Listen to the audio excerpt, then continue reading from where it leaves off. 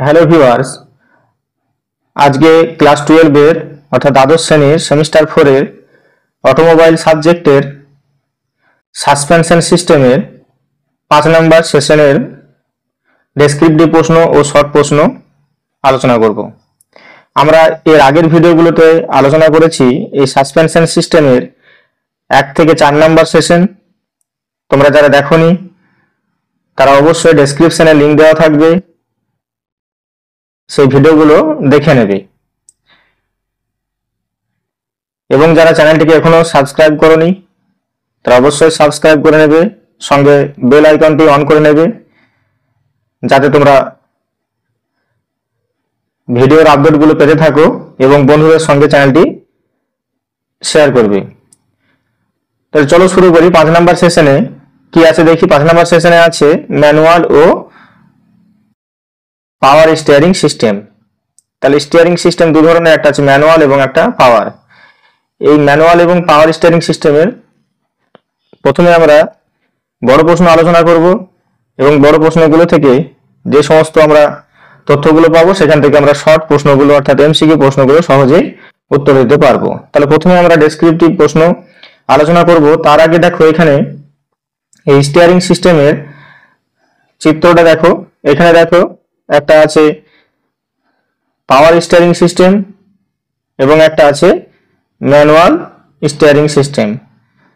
দেখো এটা হচ্ছে পাওয়ার স্টিয়ারিং সিস্টেম, এটা হচ্ছে পাওয়ার স্টিয়ারিং সিস্টেম। দেখো এখানে স্টিয়ারিং সিস্টেমের সঙ্গে জোড়া আছে, আর এটা দেখো হচ্ছে ম্যানুয়াল স্টিয়ারিং সিস্টেম। পুরো চিত্রটা ভালো করে দেখো। এখানেও কিন্তু তোমার টাই রড আছে, আমরা আগেও আলোচনা করেছি। টাই রড, পিটম্যান আর্ম এগুলো নিয়ে আলোচনা করেছি। দেখো তাহলে প্রথমে আমরা বর্ণনামূলক প্রশ্নের উত্তরে চলে যাব। তাহলে প্রথম প্রশ্ন এখান থেকে দেখো কি আসতে পারে, যে ম্যানুয়াল সিস্টেমে স্টিয়ারিং সিস্টেমের অংশগুলো কি কি, ম্যানুয়াল সিস্টেমে কি কি জুড়ে থাকে। তাহলে দেখো থাকে steering wheel, shaft, gearbox, pitman arm, idle arm, tie rod, knuckle. কাজ হচ্ছে ড্রাইভারের শক্তিকে, এই ম্যানুয়াল স্টিয়ারিং সিস্টেমের কাজ কি? কাজ হচ্ছে ড্রাইভারের শক্তিকে লিঙ্কেজের মাধ্যমে চাকায় পৌঁছানো। এরপরের প্রশ্ন 2 নম্বর প্রশ্ন দেখো, যে জার্ক অ্যান্ড পিনিয়ন স্টিয়ারিং এর কাজ কি? জার্ক অ্যান্ড পিনিয়ন স্টিয়ারিং এর কাজ। তোমরা যেটা না বুঝতে পারবে সেটা দেখবে চিত্রতে, সেটা মেনশন করা আছে, তোমরা দেখে নেবে।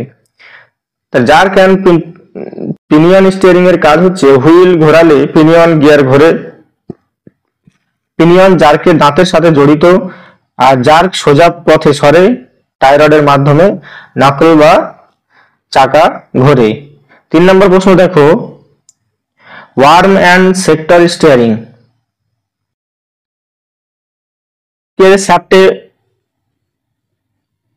ওয়ার্ম গিয়ার থাকে, সেটি সেক্টর গিয়ার ঘোরায়, সেক্টর পিটম্যান আর্মকে চালায়, আর গতি চাকায় যায়। ম্যানুয়াল স্টিয়ারিং এর ত্রুটি নির্ণয় কি? দেখো ম্যানুয়াল স্টিয়ারিং এর ত্রুটি নির্ণয় হচ্ছে যেমন স্টিয়ারিং ফ্রি প্লে চেক। কি কি ত্রুটিগুলো আমরা চেক করব সেটা হচ্ছে, একটা হলো আর হচ্ছে লিঙ্কেজ ঢিলা বা ক্ষয় দেখা, গিয়ার বক্স লিক হয়েছে কিনা দেখা, টাই রড ক্ষয় হয়েছে কিনা দেখা, আর নকল বুস্ট চেক। 5 নম্বরের প্রশ্ন হচ্ছে হাইড্রোলিক পাওয়ার সিস্টেম এর কাজ কি? হাইড্রোলিক পাওয়ার স্টিয়ারিং এর কাজ।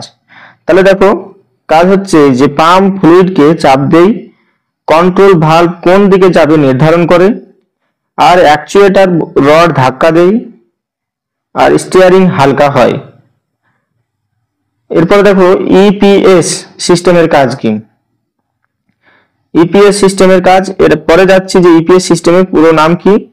প্রথমে জানো ইপিএস সিস্টেমের কাজ। ইপিএস সিস্টেমের কাজ হচ্ছে সেন্সর স্টিয়ারিং ইনপুট মাপে, ইসিইউ সিগন্যাল প্রক্রিয়া করে, মোটর সহায়তা প্রদান করে, আর স্টিয়ারিং হালকা করে। তাহলে পাওয়ার স্টিয়ারিং এর পাম্পের অংশ, আমরা ম্যানুয়াল স্টিয়ারিং এর অংশ দেখলাম। এবার পাওয়ার স্টিয়ারিং পাম্পের অংশ, একটা হচ্ছে ভেন বা রেটর, পুল্লি, রিজার্ভার, ভালভ। এই পাওয়ার স্টিয়ারিং এর কাজ কি? ফ্লুইডে চাপ দেওয়া। এবার সংক্ষিপ্ত প্রশ্নতে যাব। এগুলো 1 নম্বরে আসতে পারে। সংক্ষিপ্ত প্রশ্ন, খুব ছোট ছোট কথা, মানে এক কথায় উত্তর। প্রথমে দেখো ম্যানুয়াল স্টিয়ারিং এর সিস্টেম কি, ম্যানুয়াল স্টিয়ারিং সিস্টেম কি। যদি এক কথায় বলা যায় যে ম্যানুয়াল স্টিয়ারিং সিস্টেম কি, তাহলে কি বলবে যে ড্রাইভারের হাতের শক্তিতে চাকা ঘোরানো হয়, এমন স্টিয়ারিং সিস্টেমকে ম্যানুয়াল স্টিয়ারিং বলে। আমরা যেটা বললাম, কোনো গিয়ার সিস্টেম, গিয়ার ফিট করা থাকবে না। তোমরা অনেক সময় দেখবে লরিতে বা বাসে দেখেছো যে ড্রাইভারের কাছে যে গোল চাকাটা থাকে সেটা হচ্ছে স্টিয়ারিং, সেটা হাতে ঘোরায়, সেটা হচ্ছে ম্যানুয়াল স্টিয়ারিং। তাহলে সেই জন্য লিখছি ড্রাইভারের যে হাতের শক্তিকে চাকা ঘোরানো হয় এবং স্টিয়ারিং ম্যানুয়াল স্টিয়ারিং বলে, এমন স্টিয়ারিং সিস্টেমকে ম্যানুয়াল স্টিয়ারিং বলে। ম্যানুয়াল স্টিয়ারিং এর প্রধান অংশগুলো আমরা একটু আগেও দেখলাম বড় প্রশ্নতে, সেজন্য ছোট প্রশ্নতে দেখো, তাহলে বলবে steering wheel, steering shaft, steering gearbox, pitman arm, idle arm, tie rod আর স্টিয়ারিং নাকল। 3 নম্বর প্রশ্ন দেখো জার্ক অ্যান্ড পিনিয়ন স্টিয়ারিং কি, তাহলে কি বলবে পিনিয়ন গিয়ার ঘুরলে জার্ক বাম ডানে সরে চাকায় ঘোরায়, এই অবস্থাকে জার্ক অ্যান্ড পিনিয়ন বলে। 4 নম্বর প্রশ্ন হচ্ছে যে warm and roller steering, steering উত্তরটা হবে তাহলে এটা কি, তাহলে এটা স্টিয়ারিং শ্যাফটের ওয়ার্ম গিয়ার একটি রোলারকে ঘোরায় এবং চাকা ঘোরায়। টাই রডের কাজ কি আমরা আগে জানি, স্টিয়ারিং গতি নকল চাকার দিকে পাঠানো, তাহলে স্টিয়ারিং এর গতিটা চাকার দিকে পাঠানো। এর পরের প্রশ্ন দেখো যে পিটম্যান আর্মের কাজ কি। তোমরা যে সমস্ত চিত্রতে অংশগুলো দেখছো প্রত্যেকের এখানে কাজ বর্ণনা করা আছে। তাহলে পিটম্যান আর্মের কাজ হচ্ছে গিয়ার বক্সের ঘূর্ণনকে সাইড টু সাইড গতিতে পরিবর্তন, অর্থাৎ রৈখিক গতিতে পরিবর্তন করা। আইডল আর্মের কাজ কি, আইডল আর্মের কাজ হচ্ছে 7 নম্বরের প্রশ্ন যে পিটম্যান আর্মের বিপরীতে সমর্থন দিয়ে স্টিয়ারিং এর লিঙ্কেজ স্থির রাখা। স্টিয়ারিং নকল, চাকা ও স্টিয়ারিং এর লিঙ্কেজকে যুক্ত করে ঘোরানোর অংশ হচ্ছে স্টিয়ারিং নকল। আর দেখো ম্যানুয়াল স্টিয়ারিং এ ফ্রি প্লে হয় কেন, আমরা এর আগের ভিডিওতে আলোচনা করেছি। ফ্রি প্লে হয় কেন, কারণ গিয়ারের ক্ষয়, লিঙ্কেজ ঢিলা, বুশ ক্ষতিগ্রস্ত, এই জন্য ফ্রি প্লে হয়। 10 নম্বর প্রশ্ন ম্যানুয়াল স্টিয়ারিং এর সুবিধা অসুবিধা। প্রথম সুবিধা হচ্ছে ম্যানুয়াল স্টিয়ারিং এর সুবিধা হচ্ছে যে সহজ রক্ষণাবেক্ষণ, কম খরচ ম্যানুয়াল স্টিয়ারিং। আর অসুবিধা কি, ঘোরানো ভারী, কম আরাম। দেখো যখন কোনো টার্নিং নিতে হয় ড্রাইভারকে কতটা তাকে শক্তি প্রয়োগ করতে হয়। দেখবে যখন 90 ডিগ্রি, প্রায় 90 ডিগ্রি অ্যাঙ্গেলে কোনো লরি বা বাসকে যখন ঘোরায় তখন দেখবে যখন ড্রাইভার কতটা স্টিয়ারিংটা মোড় নেয়, তখন ঘোরাতেই থাকে। তাহলে সেখানে কি বেশি কষ্ট, তার জন্য লেখা আছে এখানে কম আরামদায়ক, আর ঘোরানো ভারী মানে বেশি ঘোরাতে হয়। পাওয়ার স্টিয়ারিং কি, পাওয়ার স্টিয়ারিং যদি এক কথায় বলি তাহলে ইঞ্জিন বা মোটরের সাহায্যে চাকাকে ঘোরানোর, সহজে ঘোরানোর ব্যবস্থা। যেখানে ড্রাইভার ঘোরাচ্ছে সেখানে কে ঘোরাবে, ইঞ্জিন বা মোটর, চাকার সাহায্যে, এই মোটরের সাহায্যে চাকাকে ঘোরানো হচ্ছে এই পাওয়ার স্টিয়ারিং সিস্টেম। 12 নম্বর প্রশ্ন হাইড্রোলিক পাওয়ার স্টিয়ারিং, এইচপিএস বলা হয়, হাইড্রোলিক পাম্পের চাপ দিয়ে স্টিয়ারিংকে সাহায্য করে। ইপিএস একটু আগে বলছিলাম, ইপিএস পুরো নাম কি, electric power steering, electric motor বা সেন্সর দিয়ে স্টিয়ারিং হালকা করে। এরপর 14 নম্বর প্রশ্ন দেখো, 14 নম্বরের প্রশ্ন হচ্ছে যে পাওয়ার স্টিয়ারিং পাম্পের কাজ কি। আমরা এর আগেও মনে হয় বললাম, পাওয়ার স্টিয়ারিং এর কাজ হচ্ছে উচ্চ চাপে ফ্লুইড তৈরি করা, উচ্চ চাপের ফ্লুইড তৈরি করা হচ্ছে পাওয়ার স্টিয়ারিং পাম্পের কাজ।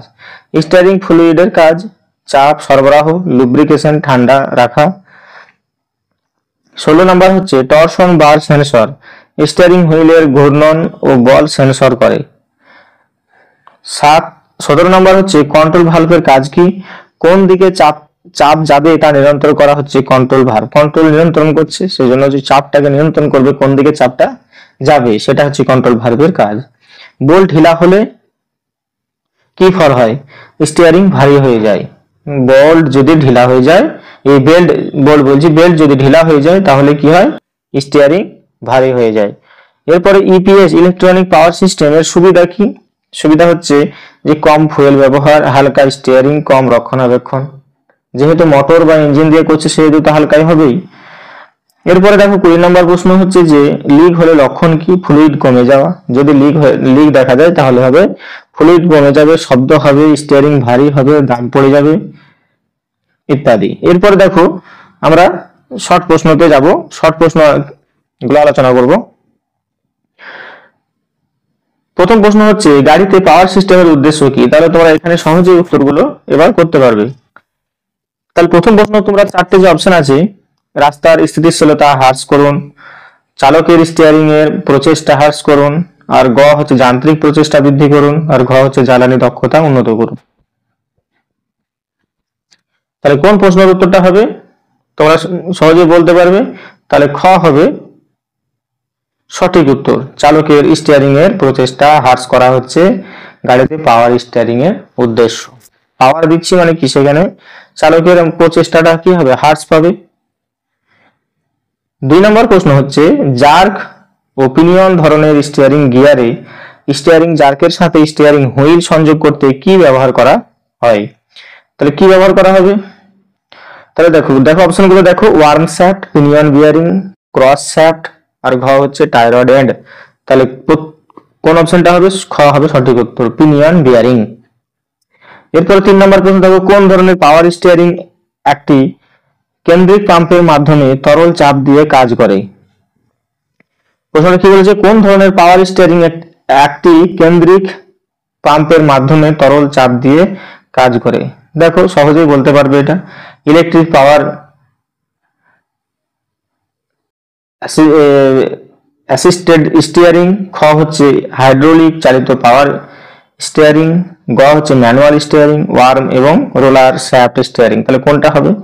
দেখো কি বলেছে যে পাম্পের তরল সেটা কোথায়, একটু আগে বললাম হাইড্রোলিক ফ্লুইডে কি হয়, তরল চাপ দেই।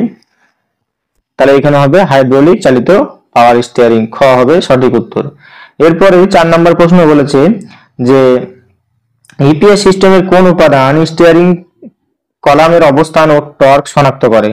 তাহলে কোনটা সঠিক উত্তর হবে? ক হচ্ছে ওয়ার্ম শ্যাফট, খ হচ্ছে স্টিয়ারিং হুইল, গ হচ্ছে ইলেকট্রিক কন্ট্রোল ইউনিট, আর ঘ হচ্ছে পিনিয়ন বিয়ারিং।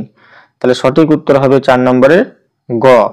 তাহলে হবে ইলেকট্রিক কন্ট্রোল ইউনিট, ইসিইউ হচ্ছে স্টিয়ারিং কলামের অবস্থান ও টর্ক শনাক্ত করে। কোন সিস্টেমে? EPS, electric power system.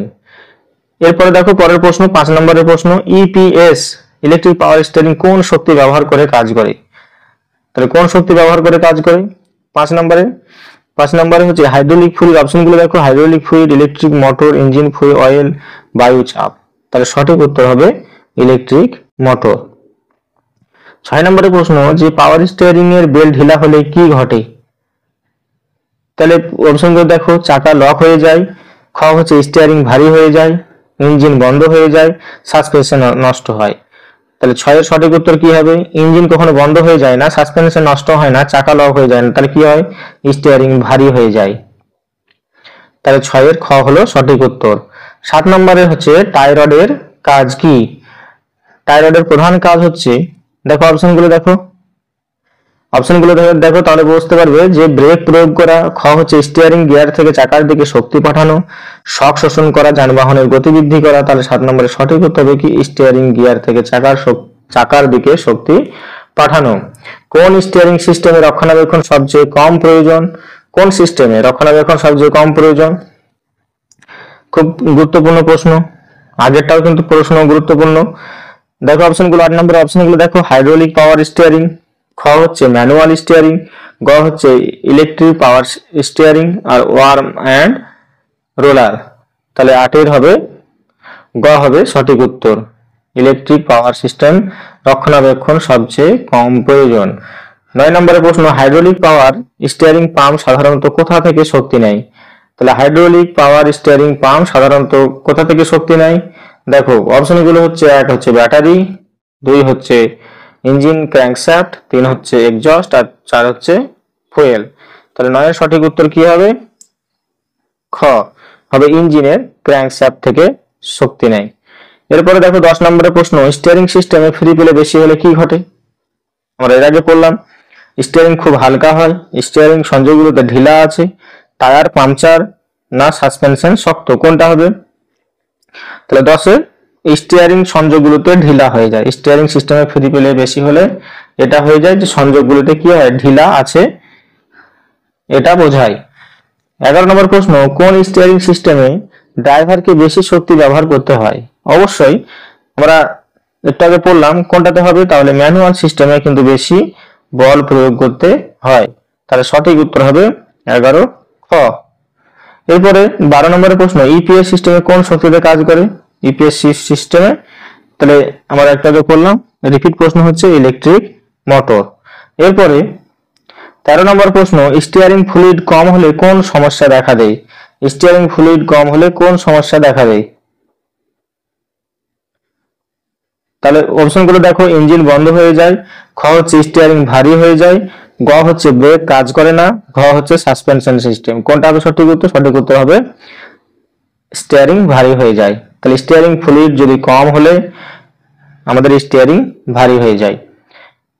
তাহলে আমরা এখানে এমসিকিউ 13টা প্রশ্ন আলোচনা করলাম। আশা করি তোমাদের এই প্রশ্নগুলো পরীক্ষায় এর বাইরে প্রশ্ন হবে না। আবার বলবো, এই প্রশ্নগুলো ভালো করে তোমরা একটু দেখে নেবে, দরকার হলে তোমরা খাতায় নোট করে নেবে এবং এই ভিডিওগুলো তোমাদের বন্ধুর সঙ্গে যাদের অটোমোবাইল সাবজেক্ট আছে তাদের অবশ্যই শেয়ার করে দেবে।